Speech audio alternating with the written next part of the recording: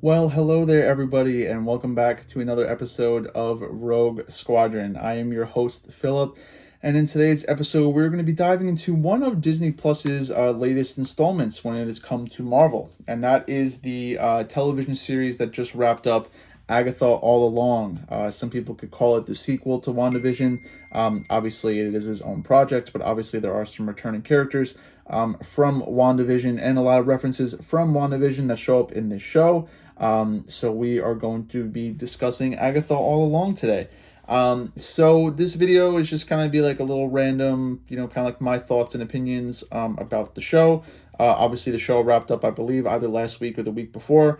So now that obviously all the episodes are out, I'm just going to give you my brief opinion and thoughts about the show. So obviously, I'm going to start off by just kind of going over like what the synopsis of the show was, kind of, go over the Rotten Tomatoes scores, see what both the critics and the audience thought of it, kind of shout out, the cast and crew, just to give you an idea of like who played who.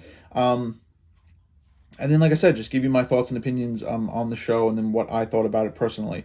So this is not, by all means, like an analysis and a review where I'm going to go over each episode, but this is basically just my general summary and thoughts about what I thought about the show, what I liked, what I disliked, and what I hope to see in the future. Excuse me. So before we obviously get into today's episode, I just want to let you guys know what's going on. So, obviously I've been doing pretty good. If you notice that I'm wearing the same attire from the the week prior's episode, it is because I am recording these episodes on the same day. So if you haven't already, last week, so technically by the time this episode comes out, last week's episode, I covered some important projects and movies that are coming out for the month of November. So if you guys have not watched that episode yet, please go give that a watch. I wanted to put that out as early as possible so you guys were kind of like, well informed for the rest of November. So again, if you guys haven't watched that episode, please go watch it. I basically just discuss what movies are coming out for this month. So like Gladiator 2, Wicked, Red 1, so on and so forth, and just kind of give you guys some insight on like what you should be looking out for if you're going to be going to the movies this month. So again, check out that episode if you have not already. But other than that, we are going to dive into Agatha All Along, obviously. So I'm doing pretty good. I do have the day off today, so I am taking advantage and recording a couple of episodes for the podcast. So after having a nice breakfast and taking a shower, I decided to sit down at my lovely desk and record a couple of episodes until I go to the gym and have dinner later on today. So, I do have my ups and downs, as I discussed in last week's episode, but hopefully by the time this episode comes out, I will be doing a lot better and I will be, continuing to, go on the right track to where I want to be. But with that being said, before I get into this, thank you guys for all the love and support that you've been showing, as well as your patience. Obviously, as I'm like transitioning into like my own podcast and kind of finding my footing. Thank you guys for all the love and support. It really means a lot, and it definitely makes this podcast worth doing. And I appreciate it, and I love you all, obviously. So again, this episode doesn't really have necessary time frame on like how long I'm going to talk about it. I'm going to talk about it until I feel like I'm rambling, and then I'm going to wrap it up. So obviously, Agatha All Along. Let's see if it tells me on my phone where exactly it came out. It doesn't tell me when it came out. I believe it came out the month of October or maybe towards the end of September. So obviously there's only been one season of the show. So it came out obviously in 2024. So basically, according to Rotten Tomatoes, a brief synopsis over the show, excuse me, is basically set after the events of WandaVision. Agatha Harkness recruits some unlikely allies on her quest to regain her former powers. So obviously at the end of WandaVision, if you guys remember, the Scarlet Witch, or Wanda Maximoff, she was able to defeat Agatha Harkness in Westview and basically put her under some sort of trance and spell and basically take away, her powers. So basically this show is kind of picking up where we relatively left off in WandaVision and is basically Agatha's journey into realizing that she's under a spell, breaking that spell, and then trying to figure out how to regain her powers to basically become the witch that she once was. So before we get into the critical scores of this TV show, I just want to kind of go over the cast and crew real quick. Um, excuse me, kind of like a tickle in my throat. So we have Catherine Hahn playing Agatha Harkness, obviously. We have Joe Locke playing the teen. We'll have a little bit more information on him in a little bit. We have Sashir Zamata playing Jennifer Kale. We have Aubrey Plaza playing Rio Vidal. We have Ali Ann playing Alice Wu. We have Patty LePew playing Lilia Caldrew. And then we also have, obviously, Kevin Feige and Brad Winterbaum as executive producers of the show. So we have some pretty well-rounded talent on this show. I am familiar, obviously, with Catherine Hahn and Aubrey Plaza, but I am not really familiar with anybody else, to be honest, but I think they all did a phenomenal job in the show. So getting to the critic score and the audience score from Rotten Tomatoes, we see that this does have a critic score of 83%. And then we also see that it has an average popcorn meter of also 83%. This is relatively good for a Marvel project. I mean, I think looking back at the projects we've had this year, projects that have yet to come out, I think this is a pretty well-rounded show. I mean, obviously, it was competing with other shows such as The Penguin on Max, and Rings of Power when it was out on Amazon Prime. So it might not have been exactly at the forefront of everybody's attention and mindset, but honestly, those ratings is probably what I would give it. I mean, I personally enjoyed the show. I thought it was a good show. I didn't think it was the greatest show, but I definitely enjoyed it. So I think for both the critics and the audience to give it at least an 83%, I think that's fairly average. I mean, I think I would give this show a B minus. If I had to make a tier list for Disney shows. I obviously don't think it was good as WandaVision, but I think it continued the direction the way it was supposed to, and then obviously the show might obviously lead to a second season or even lead to some other spin-off shows, obviously based on how it ended. So in my own personal opinion, I think I would give this show a solid 8 out of 10. Sons, I think that is a pretty fair score, to be honest. I mean, like I said, I would definitely give it that B minus rating. It wasn't exactly the best thing since sliced bread, but it was a fairly enjoyable show, and I did enjoy my time with it. Obviously, I did heavily invest in certain characters and others. In all honesty, I didn't really care about Jennifer Kale and the other witches that took part in the Witches Road and the Coven that, Agatha and Teen built. But I did care a lot about Teen. I did care a lot about Agatha, and then obviously Aubrey Plaza's character as well. I think some of the highlights for this show, to be honest, I think one of the first positives that we'll get into when it comes to the show is that I think the acting and the performances were really well done. I think, actors like the woman that played Agatha, as well as Teen, and then Rio Vidal, even the other ones, the ones that played Jennifer Kale, and Patty LePew and Alice Wu and all those characters. I think they did a phenomenal job. Obviously, this show more heavily focused on Agatha, and then eventually to an extent Teen. So those two really carried the show, to be honest. But I definitely felt all the emotion and the personality and traits of each character. I feel like each character was definitely flushed out to an extent where they all had their own different personalities and upbringings and their reasonings for obviously wanting to go on the witch's road and obtain their powers and stuff. And obviously each episode kind of reflected that, as each trial kind of had to do with a certain witch and their specific power. So we kind of got to know these characters as they continued their journey along the road. I mean, obviously, spoiler alert, not every single buddy makes it out alive, but at the end of the day, they spent enough time where you got to know these characters and you kind of felt for them, especially Patty LePew's character. Her episode, I think, was absolutely phenomenal. I definitely felt for her in that episode. So, again, being able to connect with these characters Excuse me, just had to crack my back real quick. Being able to connect with these characters a little bit more on a personal level was definitely a plus for the show. And then, like I said, I think the acting and just the direction the show went in, I think was pretty phenomenal. I think another positive is also the costume design. I think the costume designs were really well done. Whether it was 14, where eventually we find out that he is actually Billy Maximoff, and he kind of like adorns his like a comic accurate Wiccan outfit. I thought that was phenomenal. I think some of Agatha's costumes, all like in her like kind of like purple sorcery outfit was absolutely phenomenal. Even like Rio Vidal. Eventually, we find out that she is Lady Death. I think her makeup and her wardrobe and everything was absolutely phenomenal. And they really took inspiration from, to be honest, I want to say like the Wizard of Oz, when they were kind of like constructing, the Witch's Road and like different tests and trials and like the wardrobe and stuff like that. I think they did a phenomenal job. I think the music is also something to be applauded in the show, especially like the song itself, like Down the Witch's Road. I think was absolutely phenomenal. It is a banger. I've seen it on TikTok multiple times. So I do think the score is definitely something to be acknowledged and kind of given like a round of applause.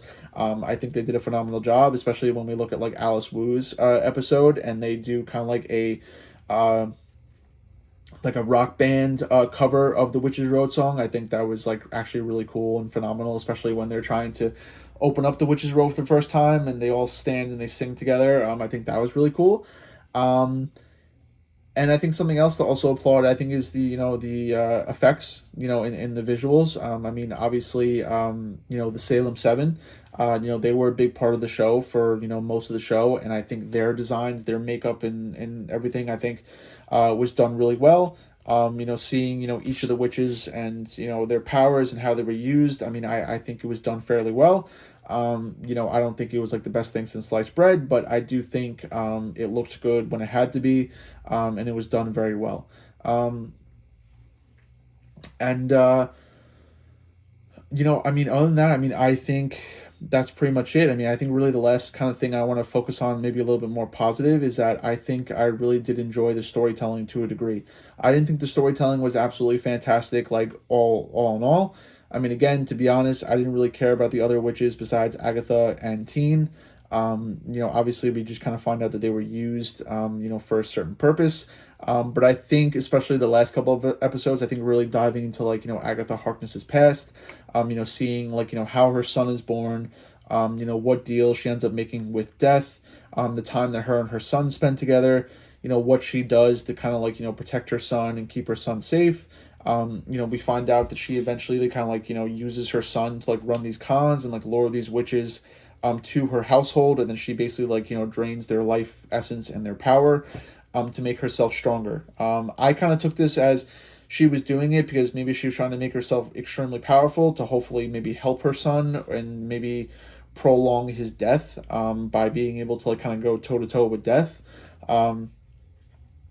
But we see that in the end, obviously, the deal that she made with death kind of comes to bite her in the butt, and we see that her son Nicholas is taken by death, so he does die at a young age. This is what actually gives Agatha for the inspiration of the Witch's Road. Now, I know some people like had their speculation in the very beginning of the show where this was just like a con that Agatha was running, or maybe she knew about the Witch's Road, or she was the one that created the Witch's Road. They're kind of right to an extent, but we'll get into more like where that extent like stops. So it was actually really interesting to see how Agatha ran this con for like over centuries, and this song that her and her son sang kind of became this like fable that other witches would follow, and she would kind of lead these witches to the Witch's Road, and then when the door didn't open, she would get all frustrated, she would make fun of them, and then they would lash out and attack her, and she would absorb their power.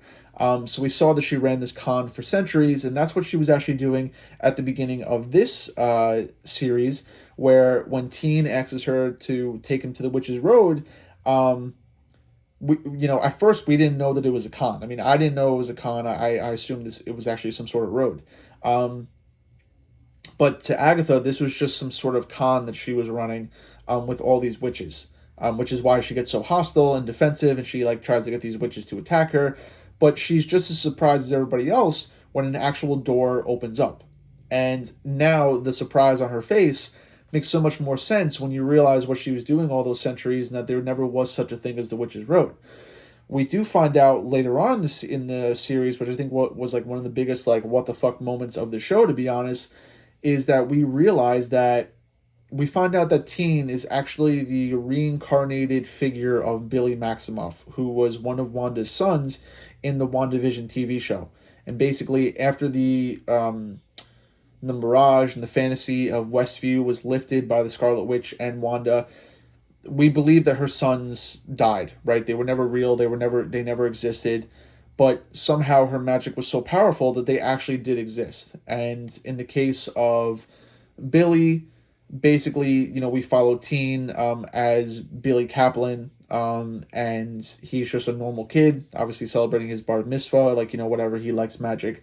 And we see that he gets in a terrible car accident and he dies. And we see in that moment, kind of coincided with the downfall of, like, the Scarlet Witch and WandaVision. So we see in that brief moment when the vessel of Billy Kaplan became available,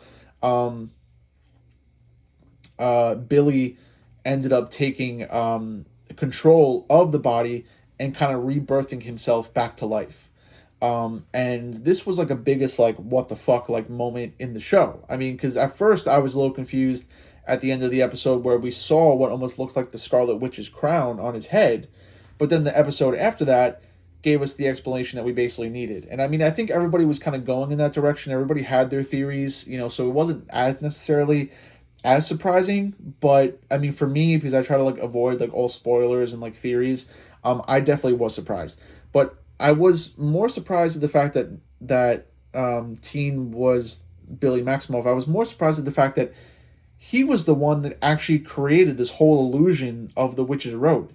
So the whole entire journey that we see them go on throughout the whole entire show is not actually real. Well, I mean, it is real, but there was never such thing as the Witch's Road. And because he is the son of the Scarlet Witch and he is so powerful and he doesn't know how to control his powers, he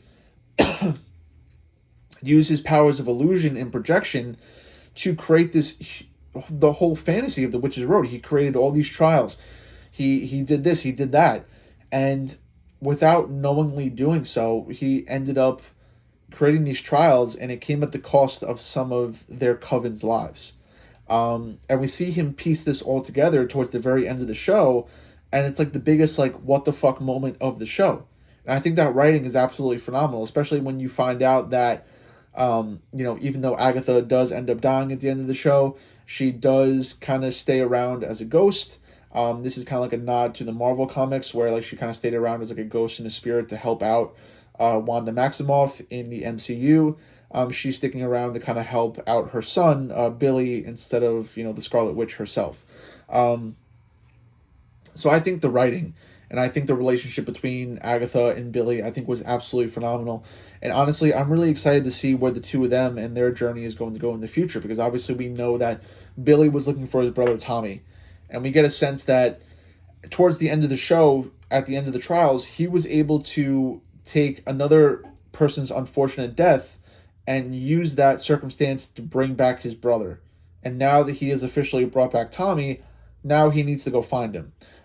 So obviously that is going to be explored in, I believe, another project. I don't know if it's going to be explored in season 2, if there is going to be a season 2, or if it's going to be explored in another project.